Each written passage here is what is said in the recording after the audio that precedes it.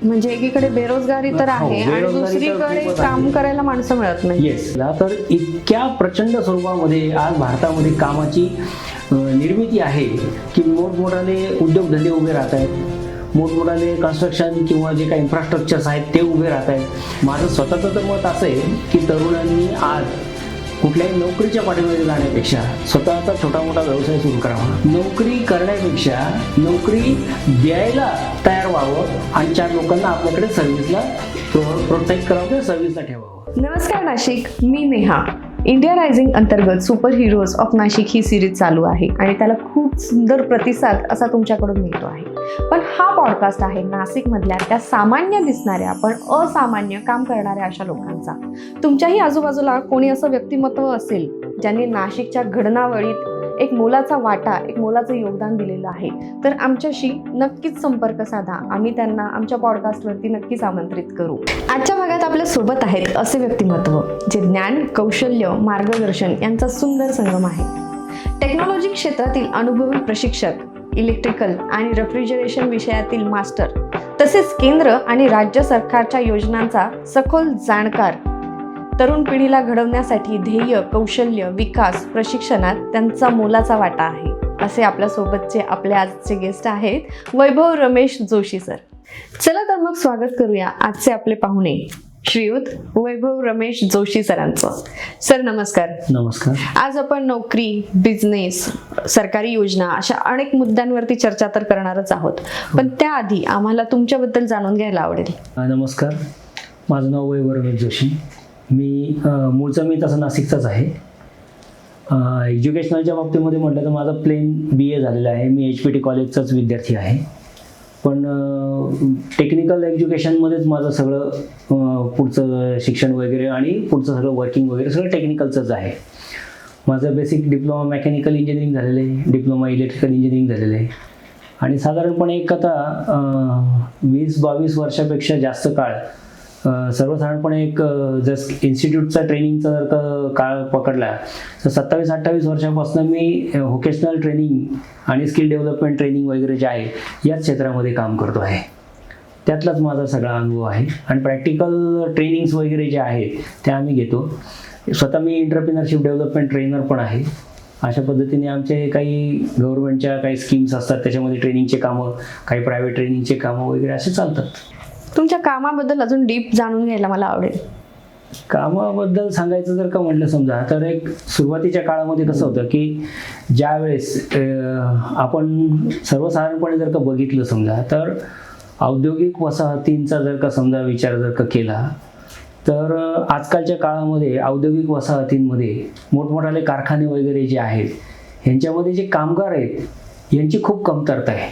चांगल्या पद्धतीचे काम करणारे आणि स्किल अशी मॅनपॉवरच कंपनीला मिळत नाही किंवा उद्योगांना मिळत नाही.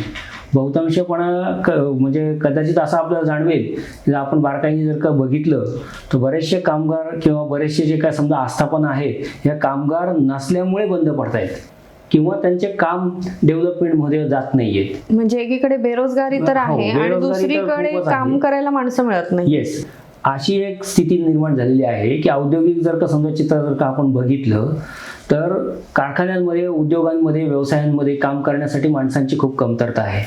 आणि दुसरीकडे जर का बघितलं समजा तर मॅनपॉवर जी आहे ही इतकी तुटवडा भासतोय तिचा. कारखान्यांची परिस्थिती जर का बघितली समजा आपण जर का ते चित्र पाहिलं तर उद्योग व्यवसायासाठी किंवा कारखान्यांमध्ये मॅनपॉवरच नाहीये. स्किल मॅनपॉवर तुम्हाला मिळणं खूप अवघड झालेलं आहे. स्किल मॅनपॉवर मिळणं म्हणजे लोक शिकलेले आहेत, त्यांच्याकडे डिग्री आहेत, त्यांच्या हातात सर्टिफिकेट आहे, पण कंपनीला अपेक्षित असणारं जे काही काम आहे किंवा एखाद्या उद्योगधंद्याला अपेक्षित असणारं जे काही काम आहे ते काम ते माणसं करू शकत नाही आणि त्यांच्याकडे ते स्किल नाही.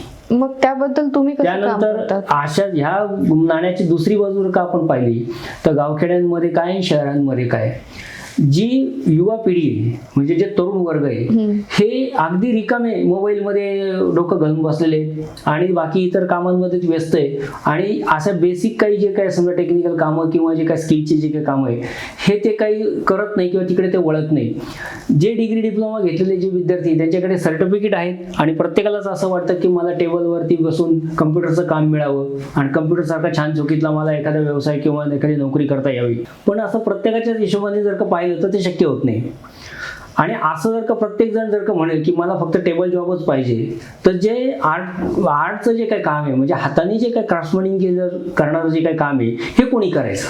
मग त्या कंडिशनमध्ये जर या व्यवसायाकडे किंवा जर का ह्या गोष्टींकडे मॅनपॉवर जर का जात नसेल, तर निश्चितपणे कारखाने किंवा आस्थापना ज्या आहेत ह्या बंद पडण्याच्या मार्गावरती येतात. आता बेरोजगारीचा जर का विचार जर का केला समजा आपण, तर सगळेजण म्हणतात बेरोजगारी आहे, बेरोजगारी आहे, बेरोजगारी आहे. हे सगळं मान्य आहे, पण एका गोष्टीने जर का विचार केला तर इतक्या प्रचंड स्वरूपामध्ये आज भारतामध्ये कामाची निर्मिती आहे की मोठमोठाले उद्योगधंदे उभे राहत आहेत, मोठमोठाले कन्स्ट्रक्शन किंवा जे काही इन्फ्रास्ट्रक्चर्स आहेत ते उभे राहत आहेत. याच्यासाठी मॅनपॉवरची आवश्यकता खूप आहे, खूप प्रचंड स्वरूपामध्ये. म्हणजे झालंच तर का विचार म्हणजे सांगायचं म्हटलं तर साध्या ITI मधून शिकणारे welder, plumber, electrician, fitter, carpenter ह्या लोकांना आजकाल काम करण्यासाठी खूप मोठी सुवर्णसंधी आहे. स्वतःचे व्यवसाय उभे करण्यासाठी सुवर्णसंधी आहे, पण स्वतःचा व्यवसाय उभा करण्यासाठी हे लोक घाबरतात किंवा ते पुढे जात नाही आणि एकदम जास्ती पगाराच्या नोकरीच्या पाठीमागे धावत राहतात आणि ती नोकरी काही त्यांना मिळत नाही. आणि अशा कंडिशनमध्ये ही बेरोजगारी आपल्याला सगळी पाहायला मिळते. माझं स्वतःचं तर मत असं आहे की तरुणांनी आज कुठल्याही नोकरीच्या पाठीमागे जाण्यापेक्षा स्वतःचा छोटा मोठा व्यवसाय सुरू करावा, तो हळूहळू पुढे डेव्हलप करावा आणि मोठा व्यवसाय तयार झाल्यानंतर नोकरी करण्यापेक्षा नोकरी द्यायला तयार व्हावं आणि 4 लोकांना आपल्याकडे सर्व्हिसला प्रोत्साहित करावं किंवा सर्व्हिसला ठेवावं.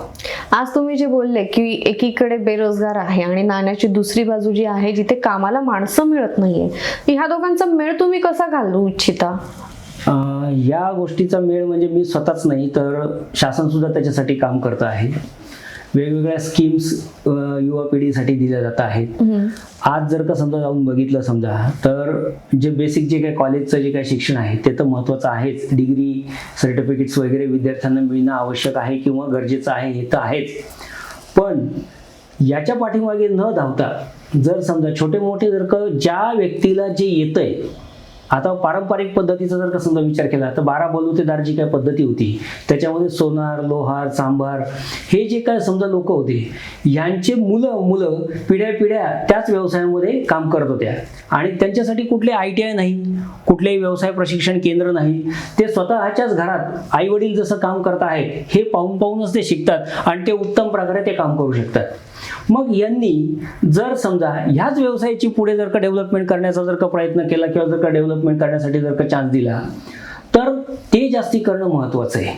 आणि ह्या कंडिशनमध्ये या विद्यार्थ्यांना किंवा ह्या मुलांना सहजपणे छोट्या मोठ्या प्रमाणामध्ये खूप चांगल्या पद्धतीने आपलं सर्वाइव्ह होऊ शकतं, एवढं उत्पन्न सहज त्याच्यातून मिळू शकतं. तर सुरुवातीच्या काळात जर का समजा आपण विचार केला की 12 बलुतेदार ही जी काही पद्धती होती ह्याच्यामध्ये पारंपरिक व्यवसाय करणारे जे लोक होते, ह्याच व्यवसायातले त्यांचे जे मुलं आहेत, त्यांच्या ज्या पुढच्या पिढ्या आहेत, ह्या सुद्धा त्याच व्यवसायामध्ये काम करत होत्या आणि त्यांना शिकायला जाण्यासाठी कुठल्या इन्स्टिट्यूटची, कुठल्या विद्यालयाची किंवा कुठल्या कॉलेजची गरज नव्हती. तर ते स्वतःच्याच आईवडिलांकडनं हे सगळं व्यवस्थितपणे शिकत होते आणि ते पुढे इतके सक्षम तयार होतात की ते आपला व्यवसायपणे सहजपणे त्यामध्ये करू शकतात. मी किंवा शासनाचं पण आता हल्ली असंच म्हणणं आहे की मोठमोठ्या नोकऱ्यांच्या पाठीमागे धावण्यापेक्षा आणि खूप पगाराची अपेक्षा करत बसण्यापेक्षा जे काम आपल्याला जमतंय, ज्याचं स्किल आपल्या हातात आहे, हे काम जर का समजा आपण सुरू केलं तर निश्चितपणे त्याच्यामध्ये आपल्याला डेव्हलपमेंट मिळते आणि उत्पन्नाचं साधन सुद्धा तयार होतं. पण भरपूर वेगवेगळ्या टेक्नॉलॉजी आज आलेल्या आहेत.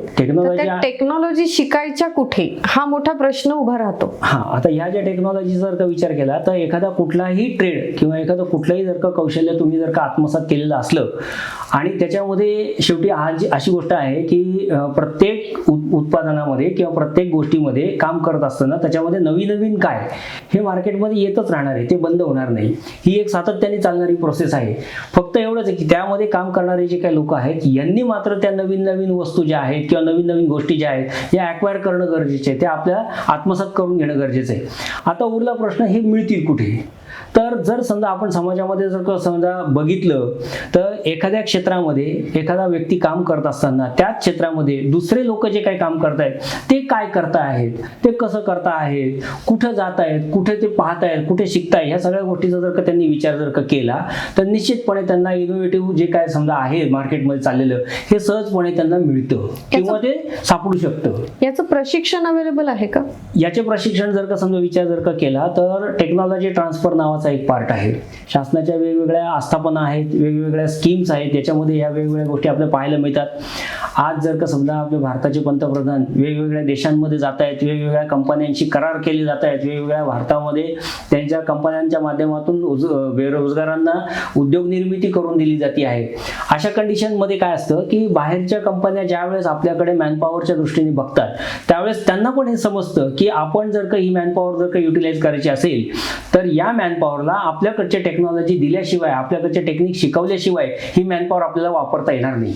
आणि मग अशा कंडिशनमध्ये काही अटी तत्वांवरती हे बाहेरच्या कंपन्या किंवा बाहेरच्या देशातल्या ज्या काही कंपन्या आहेत त्या वेगवेगळ्या नवीन नवीन टेक्नॉलॉजी आपल्या भारतीय लोकांना किंवा आपल्या इथल्या युवा रोजगार जे काही करणारे माणसं आहेत यांना सुद्धा ते शिकवायला तयार असतात किंवा ते शिकवतात. आणि किंबहुना असं शिकवल्यानंतर या वेगवेगळ्या कामांमध्ये हे माणसं पूर्णपणे सक्षम होतात आणि खूप चांगल्या पद्धतीने त्याची निर्मिती किंवा खूप चांगल्या पद्धतीने ते काम करू शकतात. आणि आज आता असं काहीच राहिलेलं नाहीये की एखादी टेक्नॉलॉजी एखाद्या व्यक्तीपासून अडून राहील किंवा दबून राहील. याची सखोल माहिती जर मला घ्यायची असेल तर ती कुठे मिळेल? कोणत्या ऑफिसला जावं लागेल? आता वेगवेगळ्या स्कीम आहेत, वेगवेगळ्या स्कीमसाठी वेगवेगळे ऑफिसेस आहेत किंवा वेगवेगळ्या गव्हर्नमेंटच्या आस्थापना आहेत की तिथे आपल्याला वेगवेगळ्या या सिच्युएशन पाहायला मिळतात. आता उदाहरणार्थ जर का समजा उदाहरण द्यायचं जर का म्हटलं समजा तर स्किल डेव्हलपमेंट हा खूप मोठा सब्जेक्ट आता तयार झालेला आहे. भारताचे पंतप्रधान नरेंद्र मोदी यांनी 2014 नंतर ज्यावेळेस कौशल्य विकास मंत्रालयाची स्थापना केली तर वेगवेगळ्या ऑर्गनायझेशन, वेगवेगळ्या ज्या काही शासकीय संस्था ज्या आहेत, आस्थापना आहेत यांच्याकडे कौशल्य विकासासाठी खूप प्रचंड प्रमाणामध्ये निधी पण उपलब्ध आहे आणि त्यांच्याकडे वेगवेगळ्या स्कीम पण उपलब्ध आहे. मग त्याच्यामध्ये KVIC आहे, खादी ग्रामोद्योग आयोग किंवा KVIB बोर्ड आहे, त्यांच्याकडे काही स्कीम्स असतात. DIC आहे, जिल्हा उद्योग केंद्र ज्याला आपण म्हणतो. त्याच्यानंतर कौशल्य विकास केंद्र आहेत, वेगवेगळ्या विषयांचे कौशल्य विकास केंद्र असतात, जे प्रायव्हेट असतात, काही आस्थापना गव्हर्नमेंटच्या आहेत त्यांच्याकडे पण कौशल्य विकास केंद्र आहेत. त्याच्यानंतर बार्टी सारख्या काही स्कीम आहेत, काही समाज कल्याणच्या स्कीम आहेत, काही सारथी सारख्या स्कीम आहे, काही अमृत सारख्या स्कीम आहे, MCD सारखे जे काही ऑफिस आहेत ते आहेत, MIDCचे स्वतःचे स्किल डेव्हलपमेंट सेंटर्स आहेत. अशा ठिकाणी जर का समजा आता MIDC स्किल डेव्हलपमेंट सेंटर बद्दल जर का समजा बोलायचं म्हटलं तर हल्ली कंपन्यांना मॅनपॉवर मिळत नाही. मॅनपॉवर मिळत नसल्यामुळे कंपन्यांनी काय केलं की MIDCनी स्वतः हा इनिशिएटिव्ह हातात घेतला, महाराष्ट्र शासनाने हा स्वतः इनिशिएटिव्ह हातात घेतला की मॅनपॉवर कशी तयार करता येईल. मग त्याच्याकरता वेगवेगळ्या कंपन्यांचा शोध घेऊन त्या कंपन्यांमध्ये असणारे जे काही टेक्नॉलॉजी आहेत या टेक्नॉलॉजीवरती skill based short term crash courses निर्माण केले गेले. त्याच्यासाठी कोर्सेस निर्माण करण्यासाठी सेक्टर स्किल कौन्सिल आहेत, त्याच्यानंतर NSDC नॅशनल स्किल कौन्सिल आहेत, त्याच्यानंतर SCVT किंवा SDI वगैरे आहे, skill development initiative of India, जीवनमान सुधार सारख्या काही योजना आहेत. अशा सगळ्या योजनांचा जर आपण बारकाईने जर का विचार केला तर त्यामधून आपल्याला खूप वेगवेगळ्या स्कीम्स किंवा खूप वेगवेगळे रोजगार निर्मितीचे साधनं आपल्याला सहजपणे सापडू शकतात. मला जर नोकरी करायची आहे तर यापैकी कोणता कोर्स मी केला पाहिजे आणि कुठे जाऊन व्हिजिट केली पाहिजे? आता असं आहे, ज्या वेळेस व्यक्तीला उत्पन्नाचं साधन निर्माण करायचं असतं त्यावेळेस तो दोन गोष्टीमध्ये जातो. एक तर तो नोकरी करतो, नाही तर स्वतःचा व्यवसाय करतो. बरोबर. जर तुम्हाला नोकरी करायची असेल तर आपल्याला एखाद्या आस्थापनेमध्ये नोकरी करत असताना त्या आस्थापनेला आपल्याकडून काय काम पाहिजे आहे हे आपल्याला पहिले जाणून घेऊन त्याचं शास्त्रशुद्ध प्रशिक्षण आपल्याला घ्यावं लागेल आणि मग ते आपल्याला नोकरी तिथे सहजपणे करता येईल. अशी नोकरी तुम्ही करत असताना तुम्हाला सहजपणे त्या कामाचा जर का हातखंडा असेल, जर त्याचं चांगलं स्किल जर तुमच्याकडे असेल तर तुम्हाला चांगल्या उत्तम पगाराच्या नोकऱ्या आज खूप प्रचंड प्रमाणामध्ये अवेलेबल आहेत. जर तुमच्याकडे व्यवसाय करण्याची जर का समजा हे असेल म्हणजे जिज्ञासा असेल किंवा व्यवसाय करण्याची जर का तुमच्याकडे इच्छा असेल तर आज कौशल्य केंद्र आहेत किंवा वेगवेगळ्या स्वरूपाचे जे काही शॉर्ट टर्म कोर्सेस आहेत हे करून तुम्ही छोट्या मोठ्या व्यवसायाला सुरुवात करू शकतात. व्यवसाय उभा करत असताना तो खूप मोठ्या प्रमाणात किंवा खूप एकदम मोठा टाटा बिर्लांसारखाच व्यवसाय उभा केला पाहिजे आणि तरच धंदाचा होईल ही चुकीची समजूत आहे. छोट्या व्यवसायामधून सुद्धा आपल्याला हळूहळू उत्पन्नाचं साधन तयार होतं आणि हे उत्पन्नाचं साधन आपल्याला कसं वाढवता येईल, त्याच्यामध्ये नाविन्यता काय आहे याचा जर का आपण विचार केला तर हळूहळू त्या व्यवसायाची चांगल्या पद्धतीने वृद्धी होते आणि खूप चांगल्या पद्धतीने उत्पन्न निर्माण होणारं एक पाऊल तयार होतं. समजा मी तिथून कोर्स केला, पण मग त्याची पुढची स्टेप काय असेल? आता बेसिक असं असतं की जर एखादा व्यक्ती उत्पन्नाच्या पाठीमागे जातो त्यावेळेस त्यांनी हे बेसिक मनामध्ये ठरवलं पाहिजे की आपल्याला नोकरी करायची आहे की आपल्याला स्वतःचा व्यवसाय करायचा आहे. जर नोकरी करायची असेल तर त्यांनी नोकरीचे जे मार्ग आहेत की जे व्यवस्थितपणे महाविद्यालय आहेत, विद्यालय आहेत, काही व्होकेशनल्स आहेत, काही ITI आहेत, कौशल्य केंद्र आहेत, तिथे जावं, प्रशिक्षण घ्यावं. आणि अशा काही प्रशिक्षण केंद्रांमध्ये आता सध्याला सगळीचकडे प्लेसमेंटची सोय असते. खूप चांगल्या चांगल्या कंपन्यांची त्यांच्याकडे प्लेसमेंट्स असतात. त्या प्लेसमेंटमध्ये सहभाग घेऊन त्यांच्याकडे इंटरव्ह्यू वगैरे देऊन जर समजा त्या कंपन्यांमध्ये तुम्ही जॉईन झालात तर तुम्हाला प्लेनपणे नोकरी करता येते. मग तुम्हाला त्याचा आर्थिक उत्पन्नाचा स्रोत जो आहे तो तुम्हाला चालू होऊ शकतो. दुसरा पार्ट असा आहे की जर एखादा व्यवसाय जर का तुम्हाला करायचा असेल तर बेसिक जे काय समजा ट्रेनिंग आहे, जे काय व्यवसाय तुम्हाला उभा करायचा आहे, या व्यवसायाचं पहिले तुम्हाला सखोल ज्ञान प्राप्त करून घ्यावं लागेल. मग ते कुठल्या आस्थापनेमध्ये मिळतं हे शोधलं पाहिजे.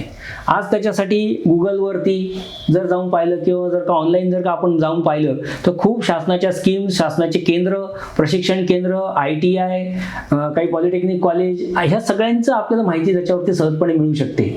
मग एक्झॅक्ट आपण एखादा जो चॉईस केलेला कोर्स आहे किंवा चॉईस केलेलं जे काही फील्ड आहे, या फील्डमधलं एक नॉलेज घेण्यासाठी तात्पुरता असेल, चांगलं एक्सपर्टाईज नॉलेज असेल, हे तुम्ही केल्यानंतर मग व्यवसायाची तुम्हाला जर निर्मिती करायची असेल तर छोट्या भाऊ प्रमाणामध्ये हळूहळू पहिले जाहिरात सुरू करा की मी हा व्यवसाय करतो आहे किंवा करते आहे आणि मी अशा पद्धतीचे काम करू शकते आहे. मग हे समाजामध्ये जसं जसं तुमचं डेव्हलप होईल तसं तसं तुमच्याकडे कस्टमर्स किंवा तुमच्याकडे गिराईकं यायला लागतील. हळूहळू तुम्हाला व्यवसाय मिळायला लागेल आणि व्यवसाय मिळायला लागल्यानंतर मग त्याच्यामध्ये तुम्ही उद्योग आधाराची निर्मिती करा, उद्योग आधार काढा, बँकेमध्ये खाते काढा, ट्रान्झॅक्शन बँकेमध्ये चालवा. हे सगळं केल्यानंतर बँकेकडे तुम्ही कर्जांची मागणी करू शकतात. वेगवेगळ्या बँकांच्या वेगवेगळ्या स्कीम्स आहेत, उद्योगासाठी स्कीम्स आहेत. उद्योगासाठी तुम्ही कर्ज काढल्यानंतर शासनाच्या त्याच्यासाठी सबसिडी सुद्धा अवेलेबल आहेत. मग त्याच्यामध्ये तुम्हाला जिल्हा उद्योग केंद्र आहे, खादी ग्रामोद्योग आयोग आहे, खादी ग्रामोद्योग बोर्ड आहे, अशा MSME आहे.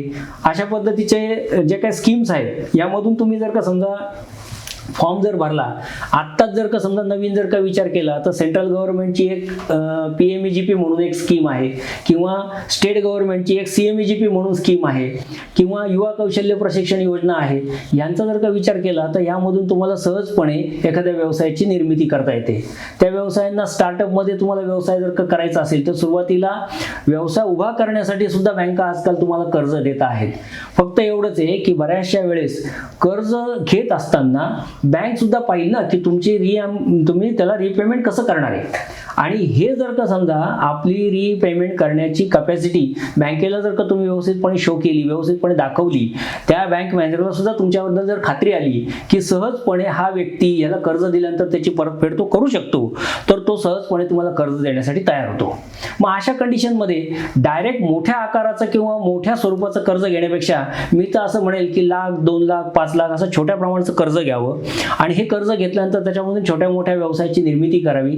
ते कर्ज बँकेला रीतसरपणे फेडावं आणि फेडल्यानंतर त्याच्या सबसिडीज वगैरे जर का तुम्हाला मिळत असतील तर त्या घ्याव्यात आणि परत दुसरं कर्ज काढा, परत तिसरं कर्ज काढा आणि CC मिळतात, कॅश क्रेडिट्स वगैरे कर्ज मिळतात. ह्याच्यातून तुम्हाला हळूहळू बिझनेस बरोबर ग्रोथ करता येतो. काही वेळेस एखादी जर का शासनाने तुम्हाला कामाची जर का ऑर्डर दिलेली असेल तर त्याच्या अगेन्स्ट, त्या ऑर्डरच्या अगेन्स्ट तुम्हाला श्रमजीवी कर्ज सुद्धा मिळतात की ती ऑर्डर पूर्ण करण्यासाठी बँक तुम्हाला कर्ज देते. या कर्जाचा वापर करून तुम्ही ती ऑर्डर पूर्ण करू शकता. तुम्हाला इथे टेंडर म्हणायचंय का? टेंडर सुद्धा हा याचाच भाग आहे की टेंडर हल्ली सगळ्या आस्थापनांमध्ये काय झालंय की गव्हर्नमेंटचे जर का काही आस्थापना असतील तर त्यांचे जे टेंडर आहेत हे GEM पोर्टल जे आहे याच्यावरती सगळे दाखवले जातात किंवा असतात. मग आपण त्याच्यामध्ये गेलं पाहिजे, सर्च केलं पाहिजे, GEM मध्ये आपण भाग घेतला पाहिजे, GEMचं रजिस्ट्रेशन केलं पाहिजे. काही जर समजा तुम्हाला अशा काही व्यवसायासाठी जर का मदत लागली तर आमच्यासारखे एंटरप्रेन्योरशिप डेव्हलपमेंटमध्ये काम करणारे जे लोक आहेत हे तुम्हाला मदत करत असतात. किंबहुना मी आता असं सांगू शकेल की तुम्हाला जर का समजा एखाद्या कुठल्याही मुलाला, एखाद्या मुलीला एखाद्या व्यवसायामध्ये जर का समजा पडायचं असेल तर त्यांनी तरुणांनी 100% मला संपर्क करावा आणि मला संपर्क झाल्यानंतर मी 100% त्यांना व्यवसायाच्या निर्मितीबद्दलचे जे काही प्रशिक्षण आहेत ते आम्ही कुठे मिळतात, काय मिळतात याची सगळी माहिती आम्ही त्यांना देऊ. नक्कीच तुमच्यापर्यंत आता येणारच सर, पण या सगळ्या योजनेची माहिती ही ऑनलाईन सुद्धा अवेलेबल आहे? 100%. आज जर समजा तुम्ही पोर्टलवरती किंवा जर समजा गुगलला जाऊन पाहिलं तर शासनाच्या 150हून जास्त ज्या काय समजा स्कीम्स आहेत या तुम्हाला लगेच तुमच्या मोबाईलमध्ये किंवा तुमच्या कम्प्युटरवरती तुम्हाला अवेलेबल आहेत. फक्त एवढंच आहे की त्याचं जे काय समजा म्हणजे www आणि पुढे जे काय त्या स्कीमचं नाव असेल तर ते एक्झॅक्ट तुम्हाला फक्त फाइंड करता यायला पाहिजे. बरं, तेही फाइंड करायचं म्हटलं समजा तर तुम्हाला हल्ली आजकाल सोपी गोष्ट अशी आहे की एखाद्या स्कीमबद्दल किंवा एखाद्या नावाबद्दल तुम्हाला जर माहिती करून घ्यायची असेल तर ते नाव जर का गुगलवर टाईप केलं तर त्याच नावाच्या साधर्म्य असणारे 10 नावं तुम्हाला सापडतील आणि त्या प्रत्येक नावाला तुम्ही जर का सर्च केलं किंवा चेक केलं तर तुम्हाला अपेक्षित असणारी वेबसाईट तुम्हाला सहज त्याच्यातनं मिळते. बहुतेक ऑर्गनायझेशन किंवा जे काही शासनाच्या आस्थापना आहेत ज्यांच्या वेबसाईट्स असतात त्याच्यावरनं माहिती सगळ्या मिळू शकतात.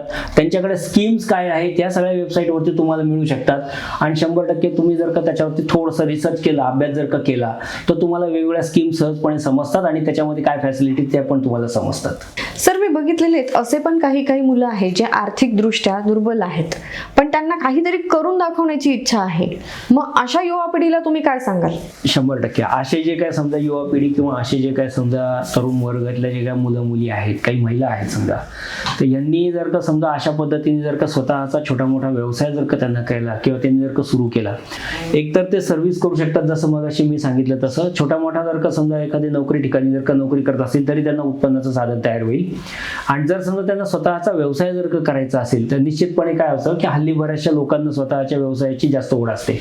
मग त्यांनी MIDC स्किल डेव्हलपमेंट सेंटर जे आहे आपल्या इथे सातपूर ITIच्याच पाठीमागच्या बाजूला ते आहे, अशा काही ऑर्गनायझेशन आहेत जसं खादी ग्रामोद्योग आहे, DIC आहे, जिल्हा उद्योग केंद्र आहे, MCD आहे, अशा वेगवेगळ्या शासनाच्या जे काही समजा योजना आहेत किंवा जे काही प्रशिक्षण केंद्र आहे. एक खूप चांगल्या पद्धतीचं एक तुम्हाला असं सांगावं वाटतं मला इथे की जीवनमान सुधार ही एक योजना आहे. त्या योजनेचा जर का समजा विद्यार्थ्यांनी किंवा अशा लोकांनी जर का समजा जर विचार केला किंवा जर का त्या स्कीमकडे तुम्ही जर का गेलात तर त्यामध्ये छोटे मोठे प्रशिक्षण हे अगदी फ्रीमध्ये प्रशिक्षण शिकायला मिळतात. मला थोडं विचारायला आवडेल की छोटे मोठे प्रशिक्षण म्हणजे नक्की काय, कोणते आता प्रशिक्षण? यामध्ये कसं आहे की कुठलाही व्यवसाय जर का समजा तुम्ही करत असले तर 2 प्रकारमध्ये व्यवसाय केला जातो. एक असतो निर्मिती किंवा त्याच्यामध्ये उत्पादन वगैरे तुम्ही करू शकता. दुसरा असतो सर्व्हिस इंडस्ट्री की ज्याच्यामध्ये तुम्ही सर्व्हिस प्रोव्हाइड करू शकतात. मग आता जर समजा एखाद्याला जर का व्यवसायाच्या उत्पन्नाचे जर का समजा साधनं तयार करायचे किंवा एखादं प्रॉडक्ट जर का बनवायचं असेल तर आता MIDC स्किल डेव्हलपमेंट सेंटर सारख्या ठिकाणी जर का तुम्ही जाऊन बघितलं तर तिथे छोटे छोटे व्यवसाय म्हणजे फूड प्रोसेसिंग, त्याच्यानंतर फूड प्रोसेसिंग, पॅकेजिंग, हे जे काय समजा कोर्सेस आहेत हे महिलांना वगैरे सुद्धा करता येण्यासारखे आहे किंवा मुलं सुद्धा त्याच्यामध्ये चांगल्या प्रकारे इंटरेस्ट घेऊ शकतात.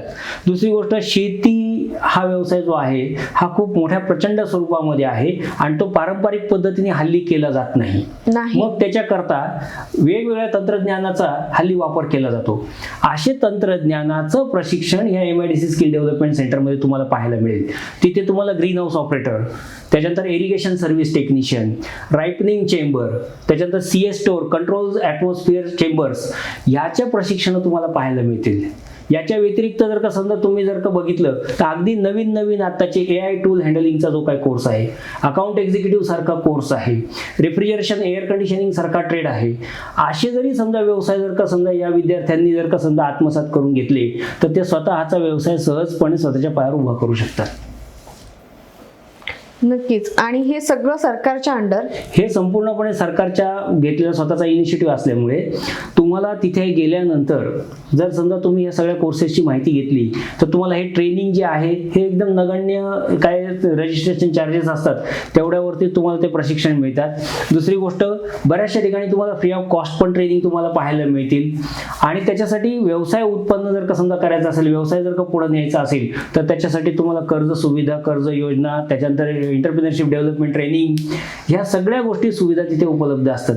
प्लेसमेंट सेल आहे, प्लेसमेंट सेलमध्ये तुम्हाला तिथे नोकरी वगैरे जर करायची असेल तर त्यासाठी प्लेसमेंट सेलचा जो तुम्हाला तिथे वापरू शकतो. म्हणजे थोडक्यात मी जर तिथून टॅलीचा क्लास केला हो तर मला प्लेसमेंट सुद्धा मिळणार. 100%. कुठल्या टॅलीचाच नाही, कुठल्याही स्वरूपाचा तुम्ही जर का समजा आमच्याकडं MIDC स्किल डेव्हलपमेंट सेंटरला ज्यावेळेस तुम्ही येणार, ज्यावेळेस तुम्ही तिथे कुठलाही कोर्स जर का करणार तर तो कोर्स केल्यानंतर त्याचं इंटेन्शनच असं आहे की ते एक तर तुम्ही सर्व्हिस करावी किंवा स्वतःचा व्यवसाय करावा. मग त्या हिशोबाने आमच्या इथंच असणारं जे काय प्लेसमेंट सर्व्हिस सेंटर जे आहे ह्याच्या मार्फत आपण वेगवेगळ्या कंपन्यांचे इंटरव्ह्यूज तिथे अरेंज करतो आणि त्यांना सर्व्हिस लावून देतो. वेगवेगळ्या गव्हर्नमेंटच्या ज्या स्कीम आहेत त्यांची सांगड त्यांच्याशी घालून दिली जाते आणि त्या विद्यार्थ्यांचा व्यवसाय उभा करून दिला जातो. जीवनमान सुधार सारखी योजना जी आहे तिचा जर का तुम्ही विचार जर का केला तर ती ह्यावरती आणखीन पुढे काम करणारी योजना आहे की ज्याच्यामध्ये प्रशिक्षण पण आहे, एंटरप्रिनरशिप डेव्हलपमेंटचे ट्रेनिंग वगैरे ते पण आहे, प्लेसमेंट सेल पण आहे. त्याच्यानंतर व्यवसाय उभा करण्यासाठी लागणारी मशिनरी कुठून मिळेल, काय मिळेल, कशी मिळेल याची उपलब्धता करून सुद्धा दिली जाते. त्यानंतर व्यवसाय जर का समजा उभा झाला तर त्याचं 3 वर्षापर्यंत मॉनिटरिंग पण केलं जातं आणि तुमच्यासाठी त्या योजनेमध्ये काम करणारे लोक हे व्यवसायासाठी सगळं गायडन्स करतात. तो व्यवसाय तुमचा 3 वर्षापर्यंत ते हँडल करतात आणि 3 वर्षांनंतर तो व्यवसाय तुमच्या स्वाधीन करून ते दुसऱ्या एंटरप्रिनर्सच्या मागे जातात. ओ ग्रेट. अजून काय पाहिजे? तर एवढी मोठी चांगली स्कीम ही जीवनमान सुधारची आहे. सुदैवाने जर का समजा विचार केला तर या स्कीमसाठी संपूर्ण महाराष्ट्र राज्यामध्ये स्टेट कोड आमच्याकडे आहे. म्हणजे माझ्या स्वतःकडे स्टेट कोड आहे. आमच्या इथे रिजनल ऑफिस आहे किंवा रिजनल डायरेक्टर्स आहेत, त्यांना सुद्धा तुम्ही संपर्क करू शकतात. आमच्या इथे म्हणजे नक्की कोणत्या कार्यालयात?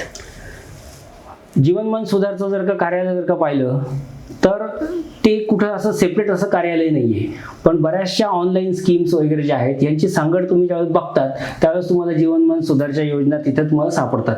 मग ह्या सगळ्या वेबसाईटवरती उपलब्ध आहेत. आणि जर समजा तुम्हाला जर का पर्सनली जर का ह्या योजनांबद्दल जर माहिती असेल किंवा माहिती घ्यायची असेल तर कोऑर्डिनेटर असतात किंवा त्यांचे स्टेट हेड असतात किंवा डिस्ट्रिक्ट हेड असतात, यांच्याशी तुम्ही संपर्क स्वतः साधून हा योजनेची माहिती करून घ्यावी लागते.